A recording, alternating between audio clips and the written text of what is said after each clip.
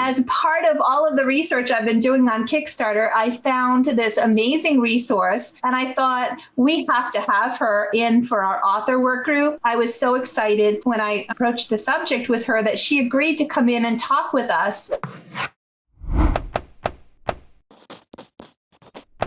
If there is a campaign that has to do with comics or children's books, then it's probably going to cross Oriana's desk. And she's been tasked with helping get the word out about this amazing resource for children's authors. And today we are going to talk about a lot of these topics, lots of tips and tricks for those of you that are running a Kickstarter campaign or you have potentially one in the future. So please join me in welcoming Oriana Leckert. Thank you so much. I'm so happy to have you here. This is so sweet. I'm so happy to be here. Hopefully I can share some good, helpful information. You are an artist and a creative, and you do so much stuff, but tell us about your journey and how you made it to Kickstarter. Totally. Yeah. I call myself a writer, editor, and a cultural historian. I've been working in publishing for, 15 years. I'm as old as the hills. My background is about half traditional publishing and digital media.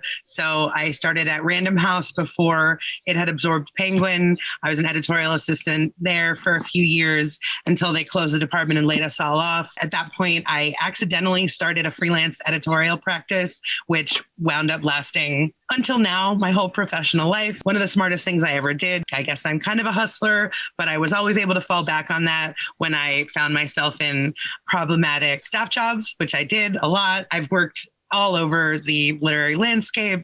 I was a manager at the famed Strand bookstore in New York right out of college. I've been a fact checker for a book packaging company, a matchmaker for ghostwriters, a reader for literary agents.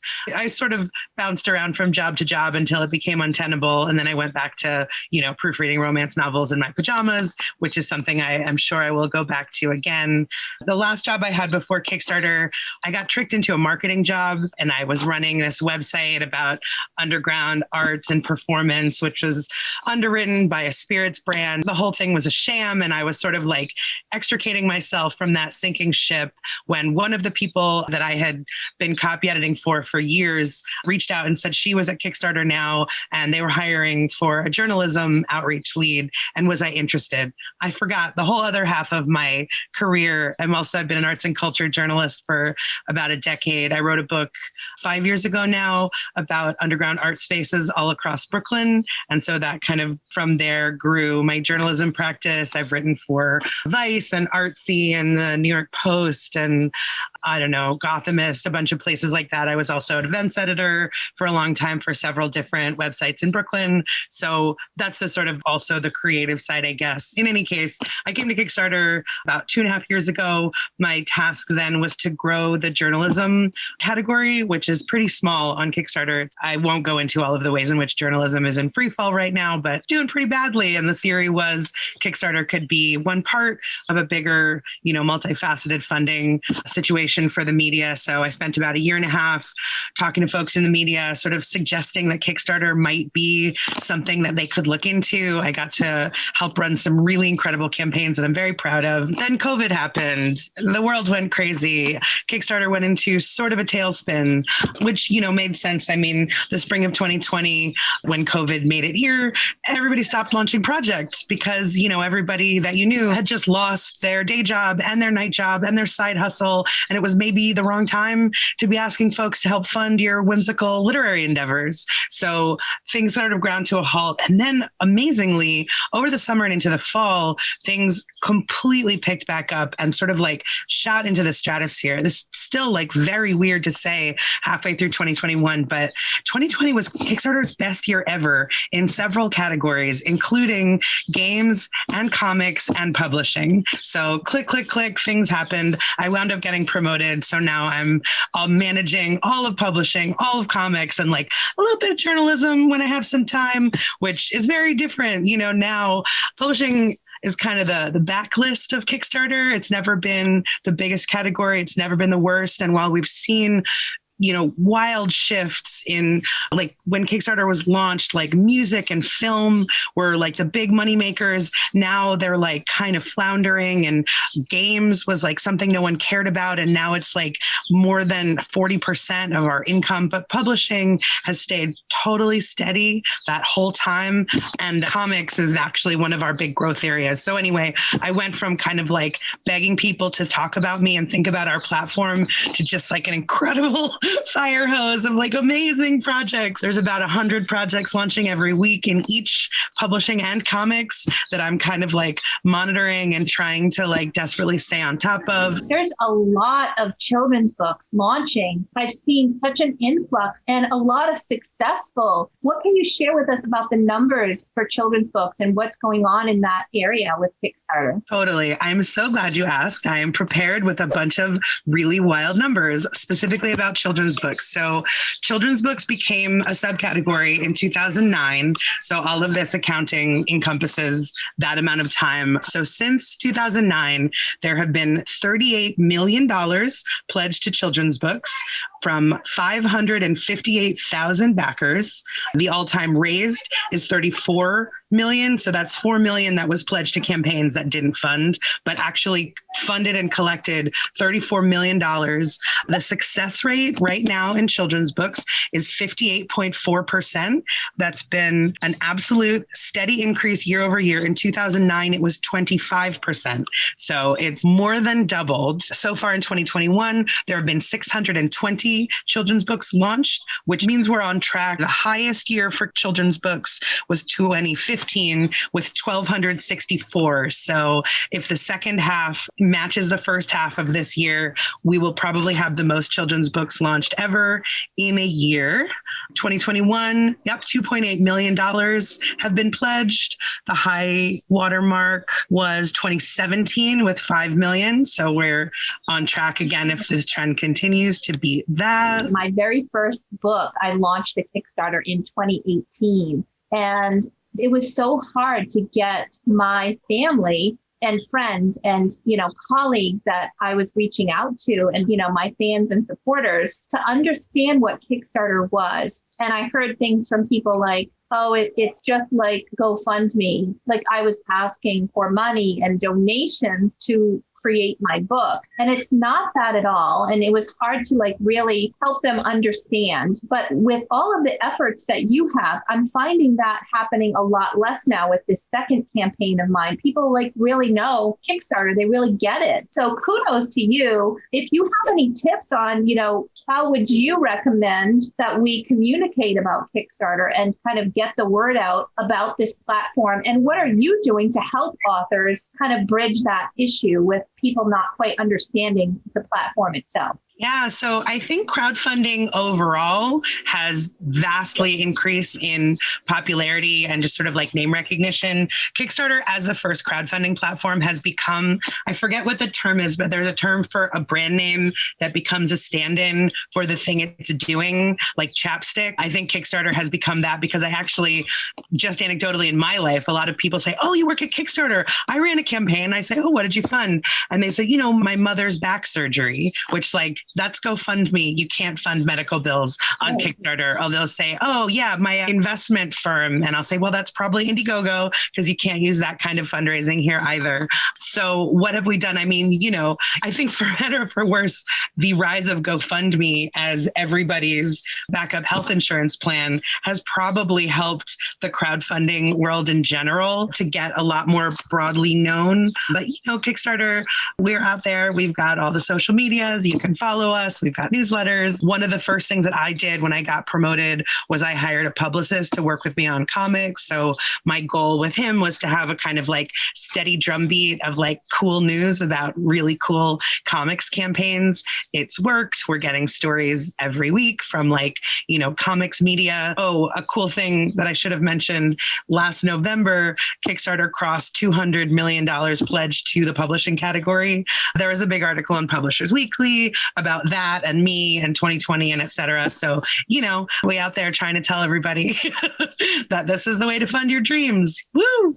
So since you're in charge of children's books and comics, you see a lot of campaigns coming across your desk.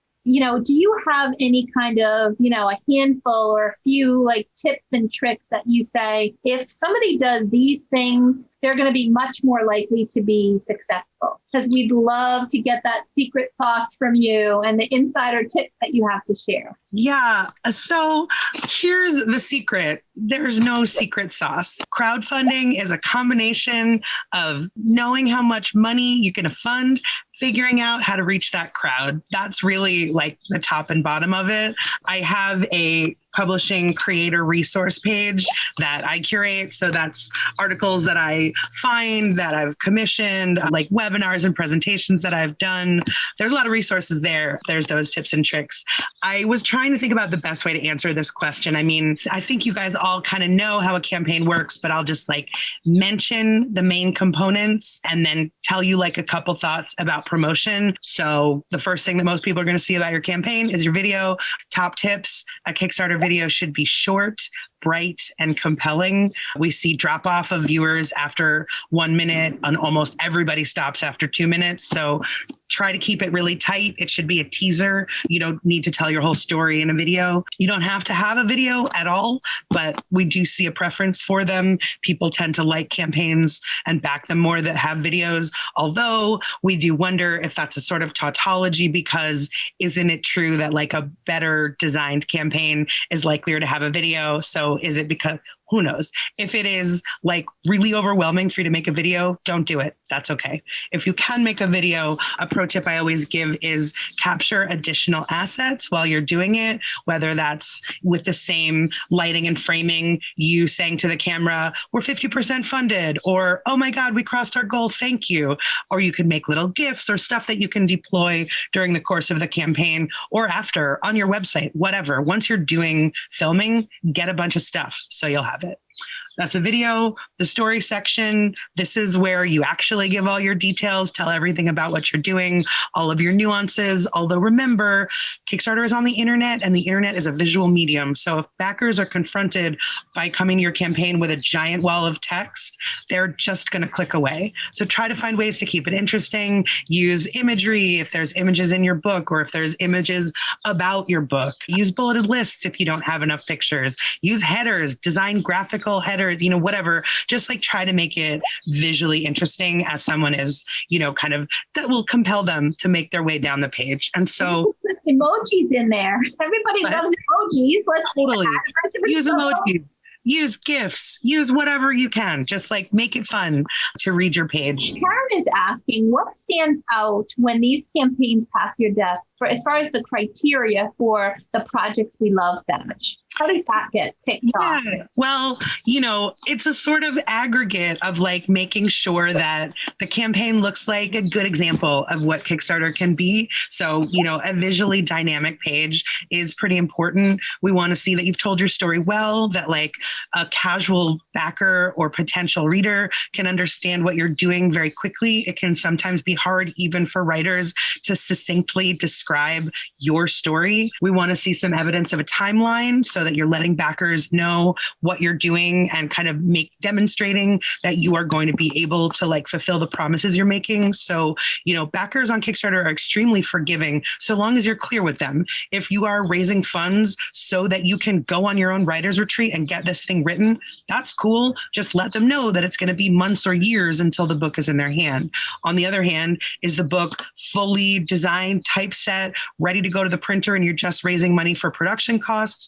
Let your backers know and, set your reward and fulfillment dates accordingly. We also want to see some discussion about why you've chosen the funding goal that you've picked. Does that seem commensurate with the project you're making, or does it look like you're just, that you haven't really thought through the actual costs involved in what you're doing? We do want to see some nice rewards. I have absolutely seen campaigns with like a single reward tier or like 1 to 5, and that's fine. McSweeney's ran a campaign campaign several years ago. I think they had over 100 reward tiers. So there's all kinds of different ways that you can do that. But we do want to see, to my mind, the rewards are kind of central to the Kickstarter proposition. It's how you're indicating that, like, this is not me asking for charity. I'm inviting you on a creative journey and I'm giving you stuff along the way that will delight you. So we want to see that that looks good. And then the final thing, you know, I'm sure we'll also talk a lot about promotion, but when we're looking about for projects to tag that we love them, we want to see that they have some traction. This does not mean that we will only PWL a project that's fully funded or there's no percentage or like number of backers that we need to see, but you could have the best idea in the world, the most beautiful story with the most gorgeous illustration. If you're not telling anybody about it, you're not running a good Kickstarter. So we do want to see that there's some movement, that like it looks like you know what you're doing. And this is something that has at least a chance of getting out there in the world and getting funded. I ran a Kickstarter late last year and I'm going to do another one this year. Had a lot of fun, loved it. And I got an email in March and I didn't fully understand what it meant, but it was announcing that Kickstarter Publishing had a partnership with Bookshop. With Bookshop. I flagged it in my inbox because I'm like, I need to learn more about this. So now is my opportunity that I'm like, let's see what this is. Would you mind explaining a little bit about what that is? Totally. That's so cool. So there's not like a tangible benefit to Kickstarter to have done this, but I thought that it was really important. Part of what I like see as my job is telling the story of Kickstarter and telling the story of Kickstarter publishing. And so, you know, my predecessor in this role who made that beautiful Skate Witch print, she spent 7 years kind of like fighting the stigma in the traditional publishing world against self-funding, against, you know, this sort of like endeavor and like it being part of just as deserving a part of the publishing industry. And she, you know, she's now promoted. She's still my boss. So I get to carry on that work. And one of the things I think is really important is that Kickstarter is just the beginning of these books' journeys. I mean, some people run a campaign, they print 50 books, they give it to their relatives, and like that was all they ever wanted. But lots of people then go on to do traditional distribution, to like get, you know, further book deals with publishers, like really become part of the publishing industry. So that combined with my like deep and abiding hatred for Amazon and all that it represents, I wanted to forge this partnership with Bookshop. Bookshop is also a public benefit corporation. I didn't talk about that part, but Kickstarter is a public benefit corporation, which is a special kind of business charter. We're essentially a mission-driven for-profit company that compels us to consider our impact on the world, not just on our stockholders when making decisions. It's a pretty restrictive charter, and it's something we're all actually really proud of. So Bookshop, another PBC, the partnership with them, finally, I come to the point. The idea is that any book that has been funded on Kickstarter and then has distribution through Ingram, which is what powers Bookshop's algorithm, I compiled a bunch of lists of, you know, just showing like these books started on Kickstarter and look where they are now. The way that I had to put these lists together, I actually hired one of my old coworkers who was freelancing to do like 50 hours of research into old Kickstarter campaigns to see, did they make the book? Did it get published? Do they have distribution? Like, can it be found? To compile all these lists for me. And obviously we did not get them all. So I've got a Google form on this page. If your book belongs on my lists, send it to me and I will happily add it. And then finally, the Bookshop storefronts, they're actually designed for bookstores and for authors. It's an affiliate page. And so you can make a list. Anybody can make one. And if people buy a book through your affiliate page, then you get some money. And so when I forged this partnership, I said, look, but Kickstarter, as I said, PBC, like we can't have money. We don't want money. Can you guys send that money to someone else? And so we had to like do a separate part of the contract to make this work. But all of our affiliate money goes to NYC Books Through Bars, which is a really wonderful nonprofit organization that sends books to incarcerated people all over the country for free. I used to volunteer for them when I first moved to the city as a tiny baby New Yorker. So that's the partnership. Since you look at a lot of Kickstarters, could you tell us what you see as the average amount of time, like the time frame for most Kickstarters? That's the first question. The second one is the average amount of money that people asked to be funded, like for funding. You know, what do they usually ask? Totally. So the average amount of time a Kickstarter campaign runs for is about 30 days. What that really means is about 4 weeks. weeks. Some tips about that. We recommend launching campaigns early in the week and early in the morning. You're just going to have more people looking at their devices on a Monday morning than you are on a Saturday night. Similarly, we recommend ending campaigns later in the week, largely because the vast majority of the action on your campaigns is going to happen the first week and the last week, and the final 48 hours can be very important. So you want that time and all of the associated promotion that you'll be doing to happen during the work week. Again, if your project ends on a Monday morning, your final 48 hours are all over the weekend. So unless your audience is particularly online on the weekends, you're going to lose a lot of that steam. So those are some tips about that. Be aware of holidays. Don't launch on July 4th, things like that. But yeah, like I said, the trajectory of almost every campaign is like really strong start, really strong finish, and a big plateau in the middle. Sucks, kind of grueling. It can be bad for morale, but it's just something to know and to be prepared for when you're going in. So what you can think about when you're figuring, how will you spend the 4 weeks your campaign is live is what are you going to do in that middle period to counter that plateau? How are you going to keep your backers and yourself interested? What are you going to say about the project? Can you reveal new elements of it? Take a deep dive into like some part of your story or your background? Do a big push on social, get some press, go on a podcast, stuff like that to try to keep the enthusiasm up so that you can make it through that sort of middle period. When I do these talks, people say, oh, well, if all the action happens in essentially 4 days, shouldn't I just run a 4-day campaign? No, you probably shouldn't. You really do need that time to let things sort of gestate and generate. Another thing I talk about a lot in political campaigns, you hear about 7 touches that someone's not going to vote for your candidate unless they've heard their name 7 times. I think that's pretty similar with a Kickstarter campaign. I mean, obviously,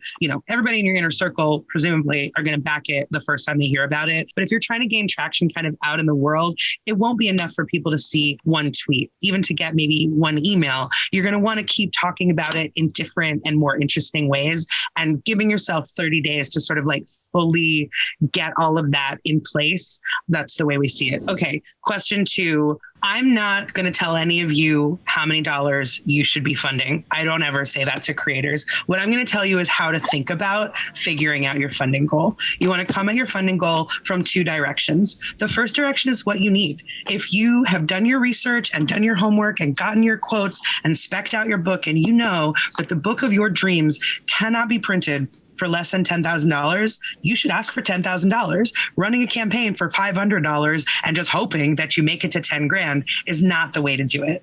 On the other hand, if you know that you need 10,000, running a campaign for $50 in an aspirational way is probably also not the move. So first you need to really understand, in fact, not just what it costs to print your book, but also to ship it. Also any rewards that you're going to produce and what it costs to ship them, all the contributors and what they're going to get paid. So you really need to have a full understanding of the costs associated with your project. Then you're going to think about what's possible. The average backing amount on Kickstarter is $25. So not everyone's going to back you at $25, but use that as a shorthand. I'm pretty sure the math on that is for $10,000, you would need 400 backers at a $25 tier. So think about your audience, start to get a sense of who's within reach, who's in your inner circle, who are your signal boosters, how will you amplify, et cetera, et cetera. If 400 seems like a wildly improbable number, given your audience and your current reach, then you just need to make some adjustments. Either you need to think about scaling back the project, making a different kind of book, maybe only funding part of it, thinking about it serially, or instead, maybe you're not ready to run this project yet and you need to take some time to build your audience until you've gotten to a point where that number seems achievable and then go out and try to get it funded. One of the tips that I would throw out there too that I'm finding with me is that I did not clear my schedule after launching this Kickstarter. So here I am going, people need to hear from me 7 times before they'll even remember to get on there and back me. And I saw a really good push on day 1. And then it was really slow, as we got towards the end of day 1. And I'm oh no, I needed to clear my calendar and really just focus and plan ahead on all the marketing and the things that I need to do to keep it going. And that, unfortunately, is not something that I did. So I really kind of need to do that now. and really focus. And that is so important, just getting people excited. And I love what you said about this is a creative journey I want to take you on. That just really inspired me to do something and really kind of treat it that way. This is a creative journey and it's fun. So exactly. Stop making it so darn stressful, right? Totally. I mean, I think when you press that launch button, you should probably feel equal parts thrilled and terrified. That's okay. That means you're doing it right. But yeah, when people say, oh, I don't know, I don't want to ask my friends to give me money, you're not. That's not what you're doing.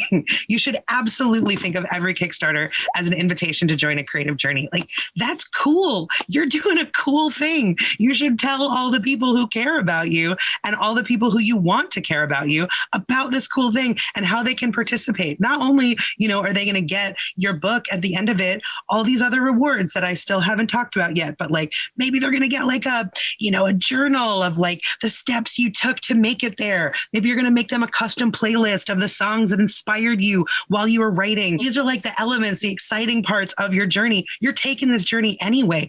Bring your audience along. This is exactly what makes this kind of fundraising so I love that. I absolutely love that. I would say the building blocks of a sort of promotional plan, start with your inner circle and work outward, right? Individual emails have the highest conversion rate on Kickstarter of any kind of promotion. So start there, get all that, then move outward. All of your social media, all the Facebook groups and the, Instagrams and the WhatsApp circuits, like all of that, start laying that groundwork. Think about, how many times you can really message each of these different audiences, and then start thinking about amplifiers and signal boosters and all these other like weird, crazy, unusual ideas. Like, absolutely talk to your insurance agent.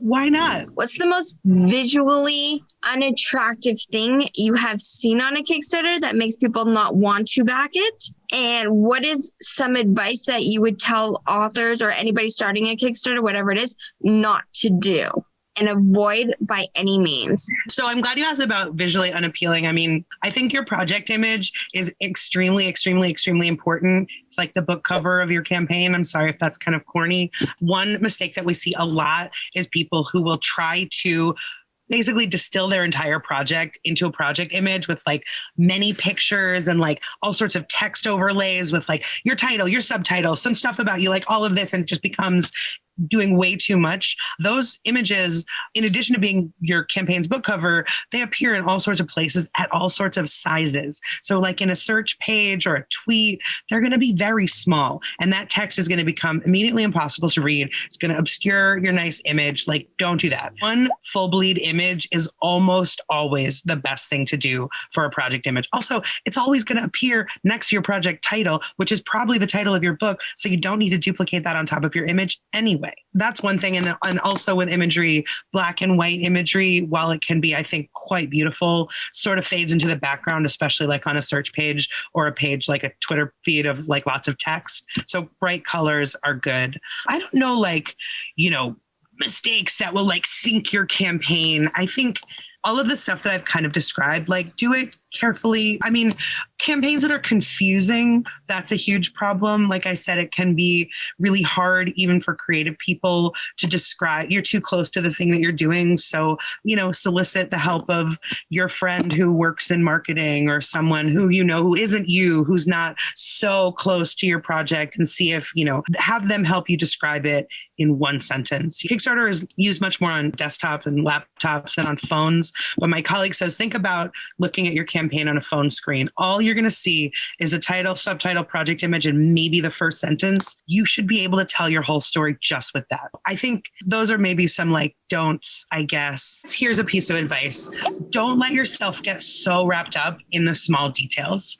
Get a few close friends to give it a once over, and like, don't wrap yourself around the axle about number of words, number of sentences, organization of picture. Like, what matters is like, overall, does it look nice? Is it exciting? Is it fun? And do you know how to spread the word? Because that's really so much more important than how many sentences you have per paragraph.